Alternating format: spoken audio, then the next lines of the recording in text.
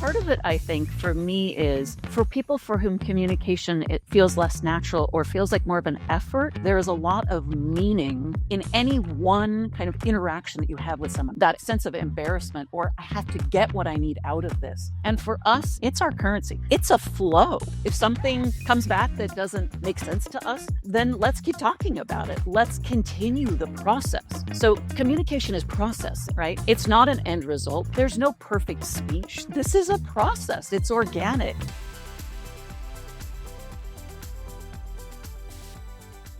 Hello and welcome to Coach to Coach. Today we are talking about the communication strength, and I am joined by Jennifer and Chris, and they are experts with this particular strength. So we are going to dive right in and talk about this fascinating communication ability that some of us have as this talent, this gift, this Clifton strength theme. So Jennifer, let's jump right in with you. Where are you coming to us from today? Yes, I am joining you today from Fort Collins, Colorado. Fort 300 Collins. days of sunshine a year.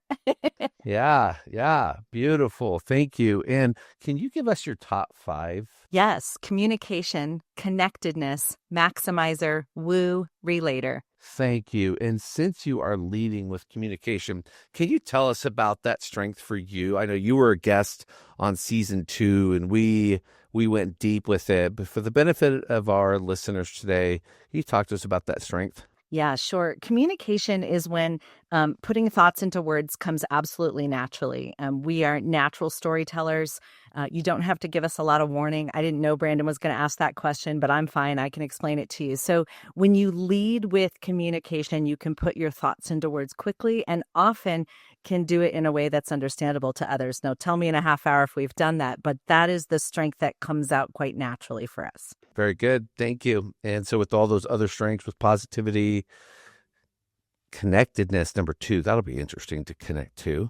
Maximizer, woo, relator. All right. Chris, how are you today? I'm good, Brandon. It's great to see you. And Jennifer, it's wonderful to be here with you and looking forward to this conversation. And where are you at this morning? I am in the lovely little town in the Sierra foothills of Grass Valley, California. Grass Valley. Beautiful. Yes, indeed. It's a great place. And if you're in California, I suggest you come visit. It's a really fun spot. Very good. And Chris, can you give us your top 5? I can. I'm activator, number 1, communication, number 2. I enjoyed the Activator podcast a lot, Brandon. It was very fun to listen to. Oh, good. I am input, and then maximizer, and then strategic. And again, I would be remiss if I didn't come in at 6 on woo. So that you're going to hear that as well. Perfect. Ooh, we got some fun variants in here with your top strengths having some similar matchups and then having some unique differences. For the benefit of our listeners, so communication for me is number 8. And I definitely relate to what Jennifer said about putting thoughts into words.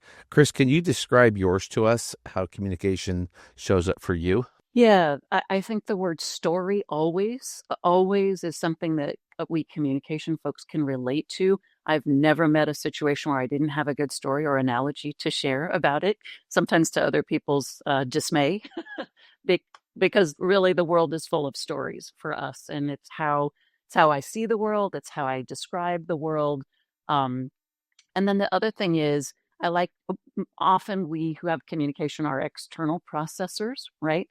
We use words, we learn through words, we describe through words, and we process through words. So that's the other piece of communication for me is I'm very much someone who wants to talk things out. And I get to insights and my best when I'm in communication with someone else describing something or discussing it. Sometimes I'll say that other people have to think about what they're going to say before they talk. And I usually say, I don't know what I'm thinking until I talk it out. So I fully agree with you, Chris. The perfect way of describing it. Yeah. Yeah, I think that piece of this is one that will help people to understand communication, the verbal processing aspect of it, where we're still finding what we think. And because we have to hear ourselves say it. And once we hear ourselves say it, then it's like, yeah, that's it. That's what I meant to say. That's where it's meant to go. But for others, it can be okay, wait a minute, but you just said this, and then you said that, and then you said this, and then you said this. Yeah, I know. That was me thinking. I know. You think that was me telling. It wasn't. That was just all part of the learning process. Stick around. There'll be a lot of that connecting. Exactly. I do want to ask you both because you have woo in close proximity to your communication. And for many of us that work with strengths, we commonly see those two together.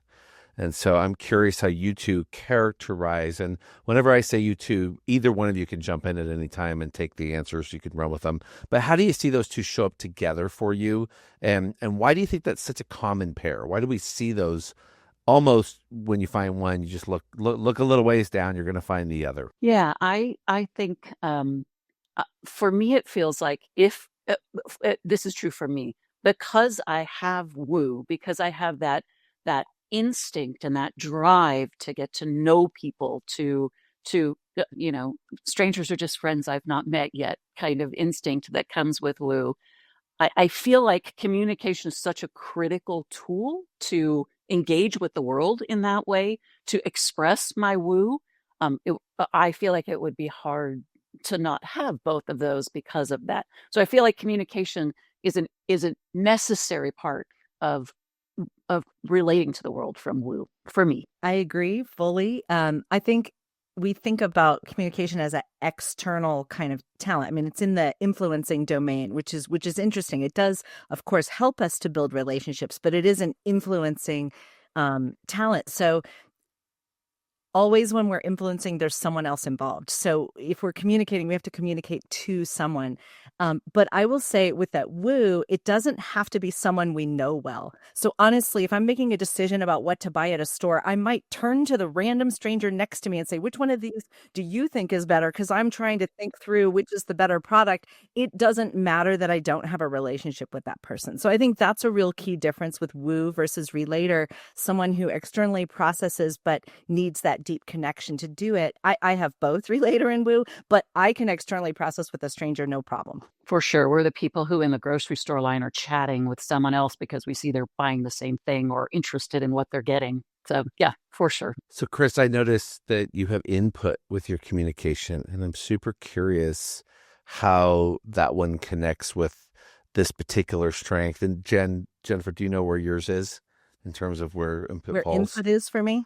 It's kind of in the middle. Yeah, for me, it's 33. So I'm always intrigued by these strengths that can pop in for somebody so high and connect. Chris, how do you characterize those two, and how does that help to shape communication? Yeah, so I think both of my thinking strengths, I do lead with influencing. 3 of my top 5 and 4 of my top 10 are influencing. But those thinking strengths, I also have 4 thinking strengths in my top 10. And input in particular for communication, my communication tends to be about offering other people resources. So my first instinct when I'm working with someone, for example, as a coach, there's a running joke that whether I'm doing a webinar or coaching with people, by the end of the session, you're going to get a handout or a website or some kind of resource to give you further access or further information or to be able to go deeper. So it's that gathering, but the really unique thing about input is the giving it away. And so my communication is often in service of what can I offer someone as a resource to help them do whatever it is that they're looking to do. Interesting.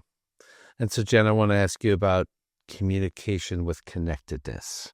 Yeah. I'm really curious how those two show up. So I see connectedness 2 ways. Now, I lead with relationship building. I have influencing second, but I have a lot of relationship building themes.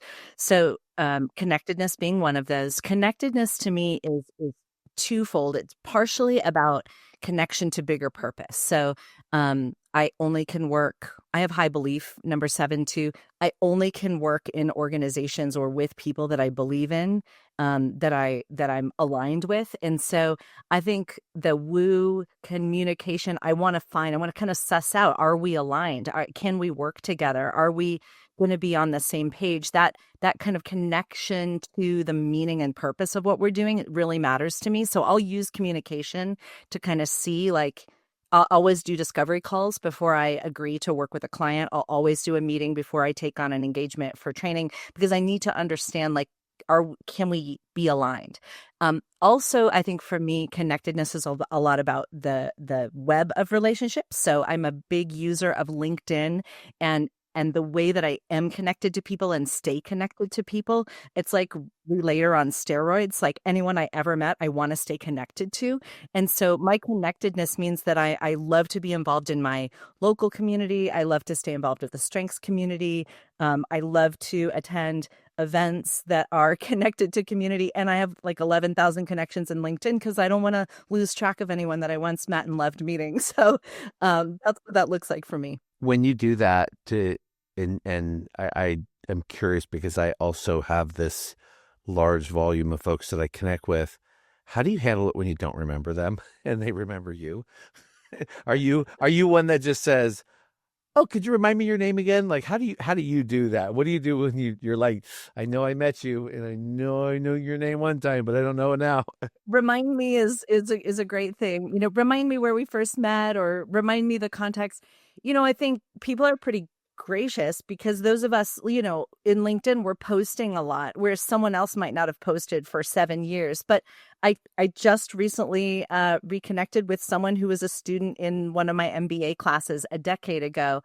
And I remembered the name, I remembered the person, but I didn't remember the situation. But honestly, talking to her for 30 seconds, I'm back, and I remembered, oh, and weren't you facing this? And didn't you transition from this? But because I don't know if you relate to this, Chris, but because I'm so tuned into stories, as soon as someone starts talking, I remember the whole situation of, oh, and wasn't your brother sick? And didn't you travel for that? And you were facing this really hard decision. And it might have been 15 years ago, but I'll remember the story of the person once we get going. Maybe not from seeing the face, but I'll tune back into the story. What about for you? Absolutely. Oh, absolutely. The story, really, my understanding of the world is through stories, and my understanding of people is through stories. So that's really interesting that you'd say that. I hadn't thought of that as being particularly part of the strength, but it is absolutely the case. It's the same thing if I am working with someone and haven't worked with them for a while. But as we begin to revisit who we are and what we've done, that all comes back to me. And I, like you, people often say, "Can't believe you remember those things," and that is exactly how I relate to people, is through the stories that I've heard about them. Do either of you find, as someone is developing the communication strength, that it takes a little bit of effort for them, maybe as it's progressing, maturing, to tune in to who they're talking to, whether it's individual or group, to track when that person is still with them or not with them? And I've coached many people with this strength. I've raised people with this strength, and it is interesting to me to watch at times where communication can be so in its story, it actually isn't any longer aware of where the listener went, because the listener may have had detached at some point in the story. And although this gift, this strength is so powerful at calling you in, it has to almost put some effort into making sure I stay tuned in. I'm curious how you both have grown that in yourselves or even helped others develop that sensitivity. I think that's a really insightful comment, and I think maturing this strength, I think that's a key part of learning to do that, because we can get so invested in the story, and we understand stories, and so we know it needs to have a punchy beginning, and then you need to get the context and understand what the issue is, and then you've got to land it, right? A story's got to be landed. So there's this sense, we have this innate sense of what that story arc looks like. That doesn't necessarily mean that other people who are listening to us are engaged. And I certainly have had experiences where I suddenly realize that I've gone on long enough about whatever it is that I'm talking about. And for me, one of the key ways that I had to do that was was becoming a coach, because to learn that it's not about you and it's not about your stories, it's about drawing stories out of other people, um, it was a hard lesson for me. I was a trainer for many years before I was a coach. And training was right in my lane, right? I was the expert. I was subject matter expert. I could give my examples, and learning to coach. My mom, who's a psychologist, I got off the first coaching call I really felt was successful in my career. And I said to her, I can't believe that feels so good to other people. I didn't do anything. Like, so it is that sense of it's not about my stories. It's about drawing your stories out. And how can I do that? Um, but that's learned. That was certainly learned for me. And then helping other people understand that as well, Brandon. I agree with you. But for me, it was very personal. Coaches and service-based business builders want to 10x your impact and income? Join the Strengthspreneur Mastermind, led by Brent O'Bandon, MCC, author of the Strengthspreneur 10X Workbook, and the world's first Gallup-certified strengths coach. This powerhouse group gives you personalized coaching, peer support, and proven tools to launch and scale your unique strengths. We meet 2 times a month. Come sharpen your strategy, boost confidence, and grow smarter, not harder. Visit podcast.34strong.com to thrive as a strengthspreneur. Again, visit podcast.34strong.com.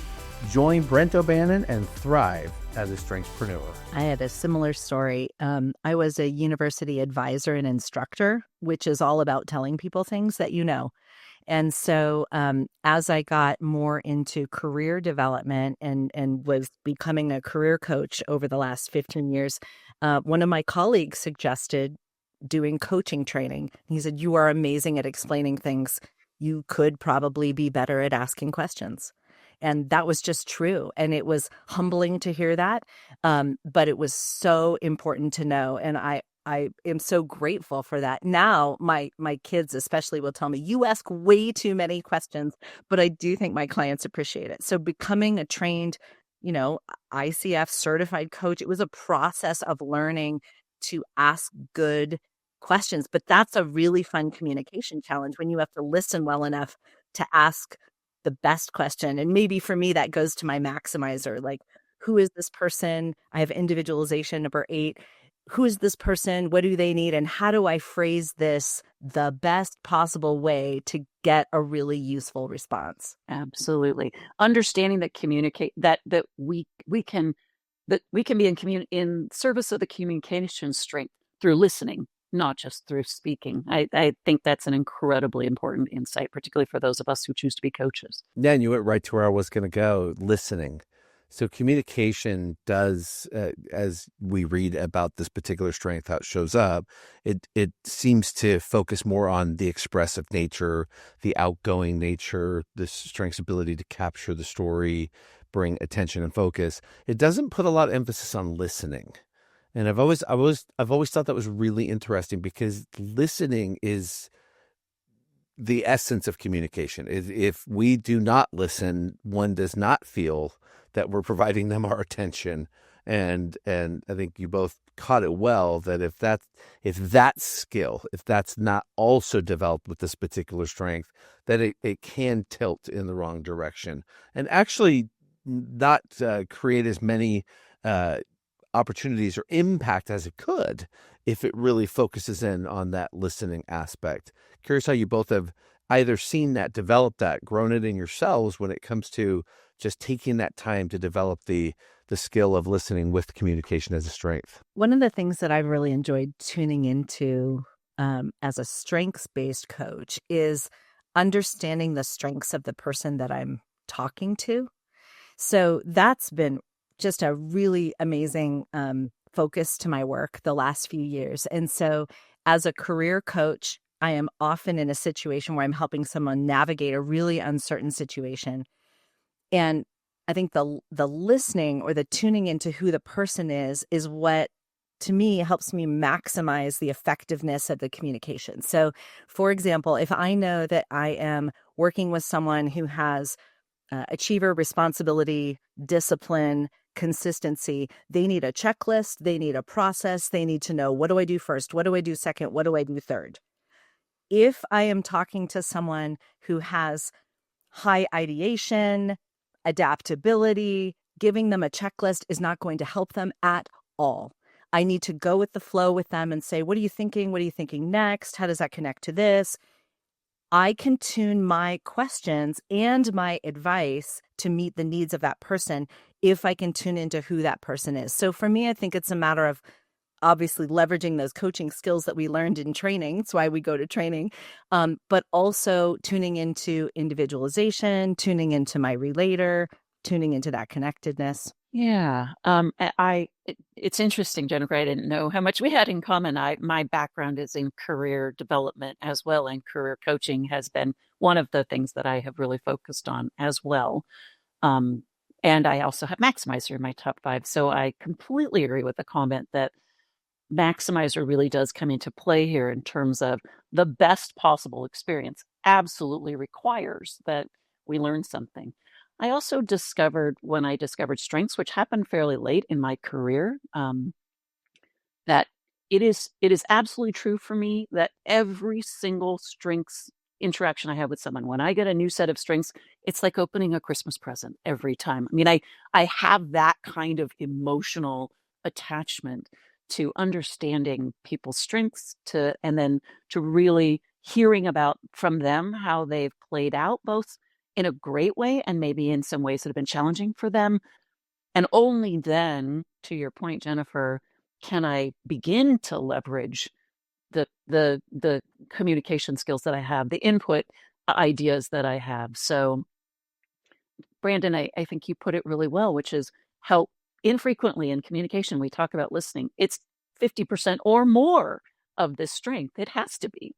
Otherwise, some of those misperceptions about communication, which is we are self-involved, we're manipulative, those words that come up about these influencing strengths. And with my first strength is also an influencing strength. So with activator communication, then it's even more likely. And then one of the things I loved so much about the Activator podcast was that speak before you think, which is, I mean, if you think about the double whammy of activator and communication, that was a painful lesson for me early on. So learning that it is only going to be a successful communication if I listen first and learn something about the other person or people. Having several of my kids with high communication, I've learned as they're coming up through the immature version of this strength and the clamoring to be heard, the need to be heard, the need to listen to me, and their the currency of attention. I found that high communicators they trade in that if I have your attention, then I have value from you because you've given me what. And I would say as a 50-year-old with high communication, I am aware when I have your attention, and I'm very aware when I don't. I'm very sensitive to knowing that. And it's one of the ways in my own journey with this strength that I've learned to develop it from the standpoint of how do I listen in a way, respect you in a way, appreciate you, connect with you in a way that earns me your attention. It's not just given. It's not just because I showed up and told a great story. I am owed it. It's developed. Because if the number one currency in the world right now that is paid the highest premium is all of our attention. I mean, if we think about the investment made to hold our eyes on whatever it is, whomever it is wants to hold our eyes to, so we do something with that knowledge. This strength seems to have just an innate ability to know how to go find that, to know how to get that attention. And it's powerful in that respect. It's one of those strengths that, because it's influencing and because it is really brave, really outgoing, really courageous, it doesn't seem to suffer the same levels of concern with embarrassment or standing out. I mean, Jennifer, when you said asking a stranger, what do you think of these outfits? And if they said, they look horrible on you, you're like, thank you. I'll go pick a different one. Where others are, most of the population would say, why would you ask that question and face that rejection? And a communicator is going, well, because I wanted to know. And I don't suffer that same insecurity. I don't have that piece to them. And so it's what really makes this a powerful, powerful strength in what it can do. And almost it causes people to pause because they don't know what to do with it. So I love the word bravery. And I think it's interesting for us because it's who we are. I mean, it's a talent, right? It's something that uh, it's it's like many strengths where someone says, that's so incredible. And you think, it's just what happens. It's who I am. So that sense of being able to interact with people. And part of it, I think, for me is for for people for whom communication, it feels less natural or feels like more of an effort. It's there is a lot of meaning in any one kind of interaction that you have with someone. Wow, that sense of embarrassment, or I have to get what I need out of this. And for us, it's you use the word currency, Brandon. It's our currency. It's a flow. So if something comes back that doesn't make sense to us, then let's keep talking about it. Let's continue the process. So communication is processing, right? It's not an end result. There's no perfect speech. There's, neither of us came in here with a set of notes that we're going to read from, because this is a process. It's organic. And I'll speak for myself. That's how I think about it. Let's get where we go. And right, that's part of the fun. It's interesting to think about communication in the Clifton Strengths word as like the natural talent, and then the outcome of communicating effectively. And I think that is actually two different things. So the communication talent says, I'm going to engage with the world through words, whether it's writing, speaking. If you text me, I'm going to text you back quickly. I'm compelled to communicate. That is how I engage with the word. If you ask me a question, I'm going to answer. I don't need time to think. However, making that effective, I actually think the listening part isn't part of that communication talent. I think you have to lean to something else that you have. So, Chris, as you're talking, I'm thinking, gosh, you're probably leaning into that input. Like I need to know, or maybe someone who has context, like leans into context. I think for me, I'll lean into individualization or relator and say, or maximizer to be effective here. And it's funny, you said, you don't have notes that you're referring to. I don't have notes I'm referring to, but I journaled about what I was going to say, and I'm not going to refer to it at all. It's here. It's my security in case I need it. I will never need it.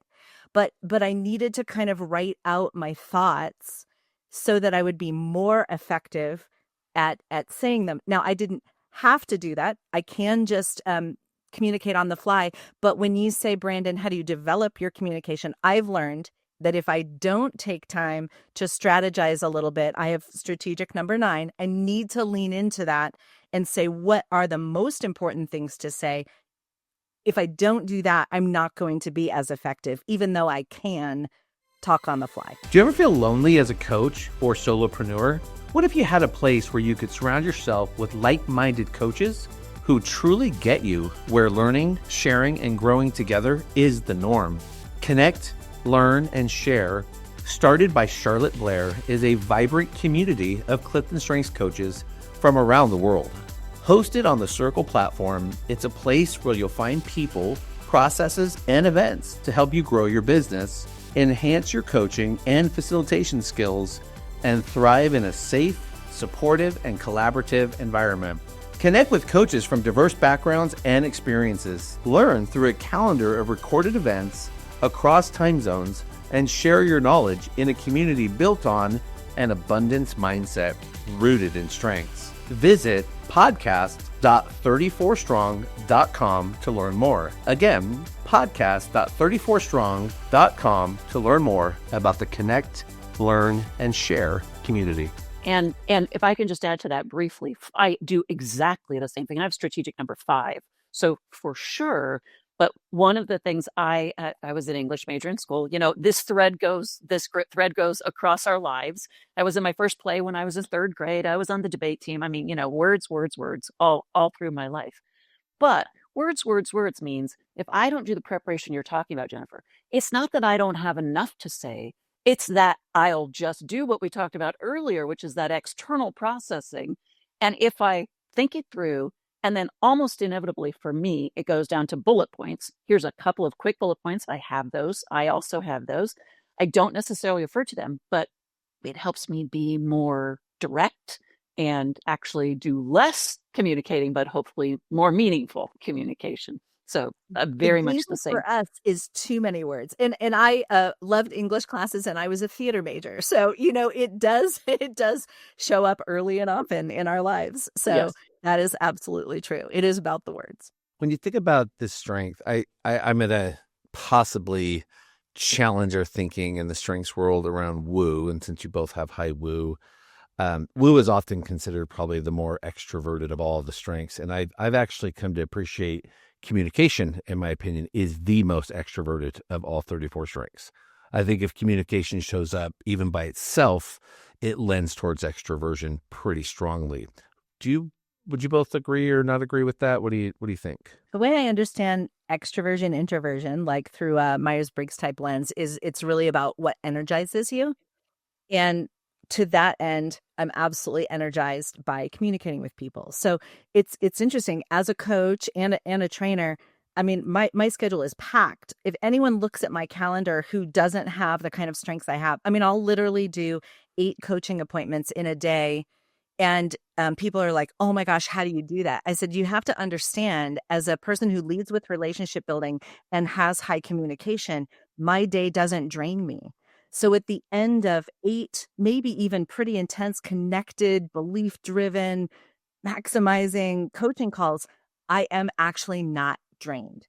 But if you give me a quiet room and projects and data, and I'm so jealous of your high input, I have to sort through a bunch of stuff and do a lot of details, or gosh, if I have to do something like taxes, I am so drained after 4 hours. So like the pandemic, I was exhausted every single day because I was alone.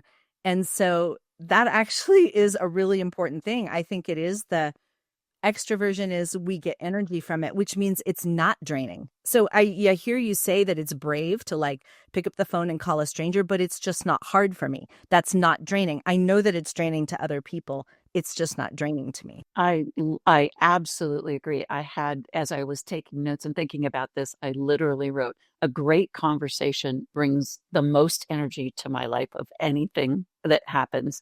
Brandon, the first conversation you and I ever had on the phone, I got off the phone and my husband said, I have never heard you speak so fast, and you usually talk really fast. And I said, I was talking to another activator communication person.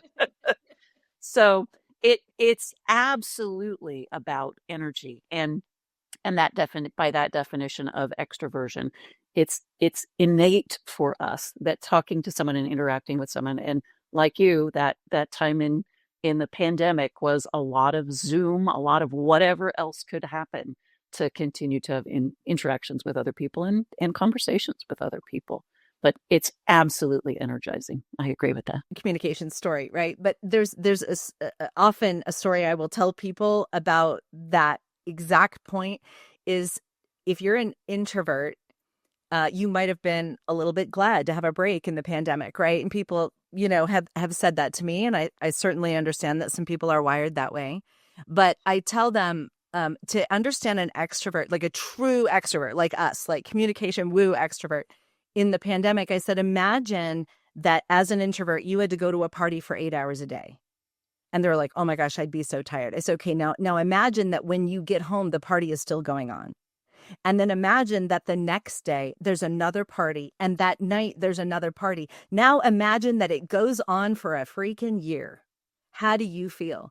And I said, that is the experience of an extrovert who has to be alone, who can't communicate as often, who can't be with people. I said, if you understand that from we kind of understand that introverts need space and would be drained by a crowd of people. But I don't know if everyone understands that us extroverts like are drained by aloneness and isolation and quiet. Now, I have ideation. I can brainstorm by myself for a little while, but I pretty soon need to talk to somebody about it. So I had to learn to find that through Zoom. And, I work at home. I used to work on a college campus, but I do have, 8 Zoom calls in a day. Thank God. I would do better doing that than being at home alone, not talking to people. Absolutely. I have a similar story with a partner who, when I was going to conferences with my business and we were running a booth, and then there would be events afterwards. And we used to say the difference was my partner was an introvert. She was great in the booth. She was wonderful and related with people beautifully. But when our necessary time was over, she needed to go and take a long bath. And I was absolutely ready to go to that next networking event. So it's important to us, and it's the opposite of draining. It's energizing. I agree. I'm going to say we've made the decision. Henceforth, communication, number one extroverted strength.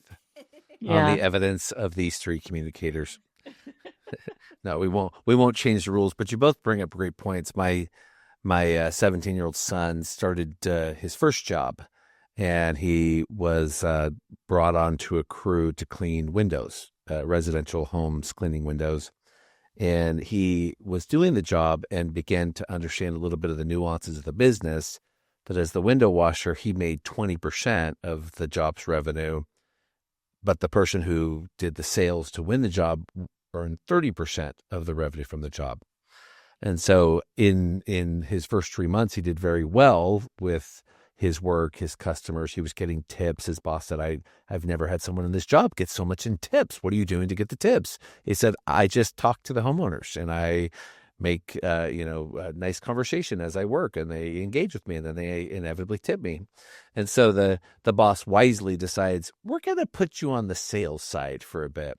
And what has been fascinating to watch is, one, he's absolutely doing amazing. I mean, just doing amazing work, but it's the energy at the end of his day that I am noting, that he is just coming into the home with just such drive and enthusiasm. That was an amazing day, and I knocked all of these. It's door to door, by the way, so it's very difficult sales. Yes. I knocked all these doors, but I got these sales, and I did this, and it's just such a great case of what happens when these strengths are activated and you watch them in motion. Because he did a great job. He washed our windows, did amazing. He's really dutiful, understood the process, did a great job. But oh my goodness, that energy. And that's, I think, with every one of these strengths, it's such the clue, right? What brings you the most energy? What fills your cup? And for us communicators, it's talking to people. It's engaging with them. Absolutely. We love it. So That's what I would just throw in too, is it is an absolute need. So I do realize, even though I've been talking to people for 8 hours a day on coaching calls, I was asking them questions. I'm talking about their lives. At the end of that day, I still want to process what I've experienced today. I still want to talk about what my day was like. And I live with a very introverted partner who understands that about me, but often says, hey, I'm just going to take 10 minutes and then I'll be back and I want to hear about your day. But he needs a minute before he's ready to absorb that, because it's going to be more draining for him than it is for me. So I do think it's important to realize, I'll tell you, Voxer has saved me more days than not, because I have my coaching friends who we can leave each other 10-minute Voxer messages and kind of process what we're doing throughout the day. Thank goodness for that, because I think it meets that need without it having to necessarily be hitting this wonderful human who walks in at the end of a long day and would love to rest. And I'm like, let me tell you 14 things about my day. Well, and likewise, I have 2 coaching clients right off the bat that I can think of who very specifically have stuck with me, I believe, because they are external processors, and in their work, there just is not a lot of opportunity to do that. So this is a 45-minute space where we can do that together, and they want it. They're looking for a coach who's going to engage with them and interact and just have a conversation. So often, I think that, to your point, Brandon, when we bring that naturally, that energy, then the people who need that really appreciate it and can find a space where they can do that and get that energy in their day. So we can bring that for them as well. I also have an introverted partner, by the way, Jennifer. So, which is really a blessing, because I need that balancing in my life. But can you imagine 2 of us trying to do that? Exactly. Oh, I actually can. Brandon can, yes, indeed. What's that like? Exactly. Well, we're both extroverted, and she's more so than me. And so it's interesting, in almost every other circumstance, I'm the extrovert. I'm the one that's driving, except in my home, because my wife is so, woo number one, communication number two, with positivity, with activator, just has such energy for people that when we travel, she can go and go and go and then go and go and go. And because it's all that energy. And I have to have times where it's, hey, can we do like a movies and chill time for a little while? Can we just like decompress for a minute so I can reset, and then I can go? But I can tell you both, it's quite a thing having that. Our children almost have no choice. Like they almost, like I almost feel like, how could any of them not be extroverted? Like it would be impossible. And I think we're 7 for 7. They're all pretty much outgoing folks. Okay, well, to our listeners, we've had a great conversation today. Thank you so much for all of you listening and coming along on the trail today as we talked about communication. If today's episode really spoke to you, we're going to ask you to share it with someone in your network that might benefit, and give us some comments when you see these posted on YouTube or LinkedIn or other channels about what you received or what you might want to know more. To both of our guests today, they are experts in this topic, not only this strength, but in Clifton Strengths, and they'd be happy to be resources to you. So with that, Jennifer, could you tell our listeners where to find you, the work that you're doing, where they might be able to engage with you? Absolutely. So LinkedIn is a great place to find me. I'm in LinkedIn under Jennifer Doyle Vansel. I post pretty often about working from your strengths and strengths-based career development, making work meaningful. And my website is communicatingstrengths.com. I am working in the space of one-on-one career coaching, one-on-one strengths-based executive coaching, teaching and training other coaches and advisors to integrate strengths into their work with students or career or employees.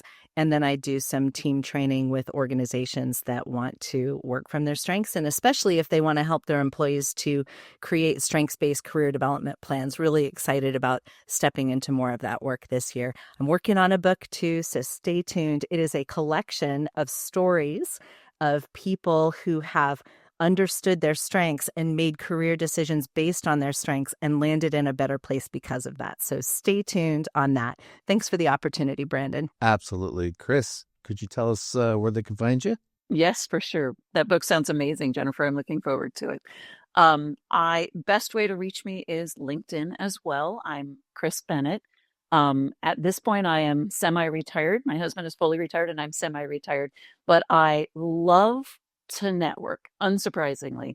So if you have a question, if you would like to understand resources, or if you just want a ideation and thought partner, I have ideation, my top 10 as well, then I would be delighted to connect with you. Again, LinkedIn, Chris Bennett, and my website is workvantage.com. Awesome. Chris, Jennifer, thank you both for being here. And friends, if you found today's episode something that you want to build upon, don't worry, we have more strengths coming. So we're going in order alphabetically this season, not as they show up. We're recording in order, but they're showing up at least in their proper alphabet. We'll have them all out. So this particular season, communication will probably be airing in June, but stay tuned because we got competition coming behind it. So you'll see more and more of these coming each and every week. Both of you, thank you so much. This has been a rich conversation. I have some great takeaways, and hopefully our listeners did as well. To all of you, thank you again. Thank you, Brandon. Thank you. You're very welcome, and we'll see you next time on Coach to Coach. That's a wrap on this episode of Coach to Coach. If you've enjoyed today's conversation, be sure to subscribe so you never miss an episode. And if you're a strengths coach looking to dive deeper, join the Coach Strong community. It's where coaches like you come together to share insights, support one another, and discover partnership opportunities. Be part of the conversations that are elevating our industry. Email community@34strong.com to join today. Thanks for tuning in, and we'll see you next week on Coach to Coach. Stay strong.